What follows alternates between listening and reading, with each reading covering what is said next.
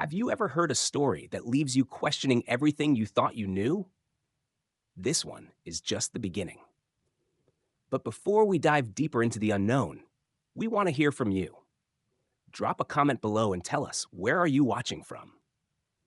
Let's see how far this mystery is reaching. And if you don't want to miss the next chilling story coming tomorrow, hit that subscribe button and turn on the notification bell. Trust me, you won't want to miss what's coming next. We put a camera inside a coffin. What we captured is beyond terrifying. Dr. Emily Carter had always been fascinated by the mysteries of life and death. As a forensic researcher, she had spent years studying the biological processes that take place after death. But there was always one question that remained unanswered. What truly happens inside a coffin after burial? For centuries, people had speculated about the unknown, but no one had ever attempted to find out. Some believed the process was peaceful and natural, while others whispered eerie tales of movement, sounds, and unexplained occurrences beneath the earth.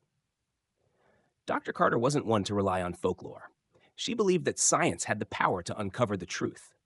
The idea was bold and controversial, placing a high-resolution, motion-sensitive camera inside a coffin to capture what occurs in real time after burial. The implications were vast. Understanding decomposition at an intimate level could offer groundbreaking insights in forensic science, archaeology, and even environmental studies. It could help crime investigations by providing more accurate time of death estimates. It could assist archaeologists in reconstructing historical burial conditions. It could even contribute to ecological research by examining how human remains impact the surrounding soil. However, not everyone saw it that way. When Dr. Carter proposed the experiment, she faced immediate resistance. Many argued that it was disrespectful to the deceased. Others dismissed it as unnecessary or morbid curiosity disguised as science. Ethics boards debated it for months, questioning the moral implications of watching the dead in their most vulnerable state. Would the presence of a camera disturb the dignity of the burial process? Would it change how we perceive death itself? Despite the pushback, Dr. Carter and her team remained determined. They believed that knowledge should never be feared, and uncovering the unknown could lead to advancements in multiple fields. After a lengthy approval process, and with strict ethical guidelines in place, they finally received the green light. All they needed now was a willing participant, someone who understood the weight of what they were about to do and was brave enough to allow science to observe their final journey. Little did they know, their experiment would go far beyond the realm of science. What they were about to witness would shake the very foundation of what they believed to be true. The experiment that started as a quest for knowledge would soon become something far more profound, something none of them were truly prepared for. James Walker had always believed in science. An 82-year-old retired geologist from Montana, he had spent his life studying the Earth, uncovering its secrets one layer at a time. When he was diagnosed with a terminal illness, he accepted it with quiet resolve. Death didn't frighten him. What came after, however, had always been a mystery. So when Dr. Emily Carter's team approached him with their experiment, he didn't hesitate. If his final moments could contribute to something greater, he was willing. "If this helps science, I'm all for it," he had said with a calm smile. His family, however, wasn't as sure. They struggled with the idea of a camera inside his coffin, watching what happened after he was gone. It felt invasive, unnatural. But James reassured them. He wasn't afraid, and he wanted his death to mean something. After long discussions, they agreed to honor his wish. The day of the burial was somber. A small crowd of family and friends gathered at the cemetery, standing in the crisp autumn air. The golden leaves rustled in the wind as soft words of remembrance were spoken. Tears were shed, hands were held, and one by one, loved ones placed flowers on the casket before it was lowered into the earth. Dr. Carter and her team stood at a respectful distance, watching in silence. They weren't just scientists today. They were witnesses to a man's final journey, a man who had chosen to let them see what no one had ever seen before. Inside the coffin, a tiny high-definition camera had already been activated, its lens trained on the interior. It was small enough to go unnoticed, yet powerful enough to capture every detail. As the final shovelfuls of dirt were placed over the grave, the experiment officially began. Back in the lab, the team monitored the live feed. The first few hours were uneventful. The interior of the coffin remained undisturbed, the fabric of the burial shroud untouched. The team took notes, watching in silence. No one expected anything unusual this early. But then, just past the 6-hour mark, a flicker crossed the screen. "Did anyone else see that?" one of the technicians, Mark, asked, his voice breaking the heavy silence. The room grew tense. The screen showed nothing out of the ordinary, just the stillness of the coffin's interior. "Probably a glitch," someone suggested. But Mark wasn't convinced. He rewound the footage frame by frame. And then they saw it. A faint, almost imperceptible movement near the edge of the screen. It could have been interference. It could have been nothing. But deep down, every person in that room felt the same unspoken thought. Something had changed. The lab was silent, the only sound the steady hum of the equipment. Every set of eyes remained locked on the screen, watching the still, dimly lit interior of the coffin. Nothing seemed out of place. The burial shroud lay exactly as it had before. The camera's feed was clear, and yet the unease in the room was undeniable. Mark rewound the footage again, slowing it down frame by frame. "There," he said, pointing at the screen. The others leaned in, staring at the faint, almost imperceptible flicker near the edge of the frame. "It's probably a compression artifact," another technician, Lisa, suggested, trying to sound rational. "A glitch from the signal." But Mark shook his head. "It doesn't look like a normal distortion." Dr. Carter narrowed her eyes at the screen, her gut telling her the same thing. "Note it down," she instructed, "and keep watching." Hours passed, the tension thick enough to feel.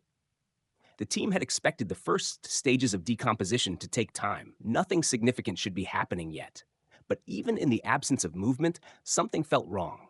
Then, just past the 12-hour mark, a soft sound broke the silence. Tap. It was faint, almost inaudible. The team sat frozen. Tap, tap. The sound came again, slightly louder this time. Deliberate. Rhythmic. "Tell me someone else is hearing that," Mark whispered. Lisa swallowed hard. "It's just the wood settling." "Right?" No one answered.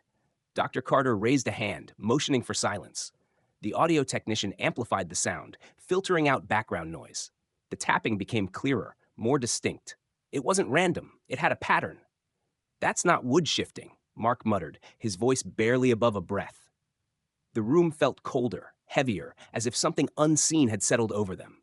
Dr. Carter leaned forward, her hands gripping the edge of the table. "Run a diagnostic," she ordered. "Make sure this isn't interference." The results came back clean. No external noise, no equipment malfunction. And then, a faint rustling. The team's heads snapped toward the screen. The burial shroud had moved. Not much, just a slight shift, barely noticeable, but it had moved. The lab fell into absolute silence. No one dared to speak. Then, the tapping resumed, louder this time, closer. Each sound echoing like a pulse against the coffin's wooden walls. The tapping continued, steady and deliberate, each sound reverberating through the speakers. The team sat frozen, their eyes locked on the screen. The burial shroud inside the coffin lay still, but the noise persisted. It wasn't random. It wasn't the sound of shifting wood or settling earth. It was something else. Dr. Carter forced herself to breathe, her fingers gripping the edge of the desk. "Run another diagnostic," she said, her voice tighter than she intended. A technician scrambled to comply, scanning the equipment for any sign of malfunction. But just like before, everything was running perfectly. No interference, no signal disruptions. The sound was real. Then, the tapping stopped. For a long, unbearable moment, there was only silence. The team held their breath, waiting, watching. The shroud on the screen remained motionless. The tension in the room was suffocating. And then, a whisper. Soft, indistinct, barely more than a breath. The team jolted upright. "Did you hear that?" Lisa asked, her voice trembling. Mark frantically rewound the footage, amplifying the audio. The whisper came again, this time clearer. The words were still too faint to make out, but the tone was unmistakably human. Dr. Carter's heart pounded in her chest. "Enhance it," she said, barely above a whisper herself. The audio technician filtered out background noise, isolating the voice. The team leaned in, their bodies tense as the whisper played again. "Why am I here?" The words were slow, strained, as if coming from a great distance. A cold chill ran through the room. Lisa shot a panicked glance at Dr. Carter. "That has to be a recording. It has to be." But Dr. Carter didn't respond. She was staring at the screen, at the burial shroud, which had just begun to move again. Slowly, deliberately. The fabric shifted, as if something beneath it was pressing against the surface. Not a natural movement, not decay, a hand. The outline of fingers, faint but undeniable, pressed against the thin fabric before retracting just as quickly. Lisa let out a sharp gasp. Mark's hands trembled over the keyboard. Dr. Carter swallowed hard. "Keep recording," she said, forcing her voice to stay steady. No one moved. No one spoke. They just watched, waiting for whatever would happen next. The lab was silent, yet the weight of what they had just witnessed pressed down on everyone in the room. The burial shroud had moved. The shape of fingers had appeared, clear as day, before vanishing back into the folds of fabric. The voice had spoken. "Why am I here?" Dr. Carter sat motionless, her mind racing for an explanation. There had to be one. There had to be something logical, something grounded in science. But every theory she grasped at slipped through her fingers like sand. This wasn't a malfunction. It wasn't a coincidence. It was something else entirely. "Rewind the footage," she said, her voice quieter than usual. Mark's hands shook slightly as he complied. The screen flickered as the last few minutes played back in slow motion. Frame by frame, the burial shroud remained still, until it didn't. The movement was undeniable. The fingers had pressed from inside the fabric. Lisa clutched the edge of the desk, her knuckles white. "That's impossible," she whispered. "There's no muscle movement after death. There's no—" She cut herself off. No one had an answer. Then the sound returned. It was faint at first, a soft rustling, like fabric shifting against wood. Then something heavier, a low, rhythmic vibration. Not quite tapping, not quite a knock, a pulse. Mark turned pale. That sounds like a heartbeat," Dr. Carter finished, barely above a whisper. The realization sent a collective chill through the room. It was impossible. The body had been buried for nearly 24 hours. There was no biological function left, no circulation, no chance of life. And yet, the sound persisted. Steady, rhythmic, undeniable. Lisa slammed her hands onto the desk. "Check the diagnostics again," she nearly shouted. "Check for interference. Check anything." The team scrambled, running every test they could think of. But the equipment showed nothing wrong. The feed was clear. The sound was real. Then the burial shroud moved again. Not just a twitch, not a slight shift.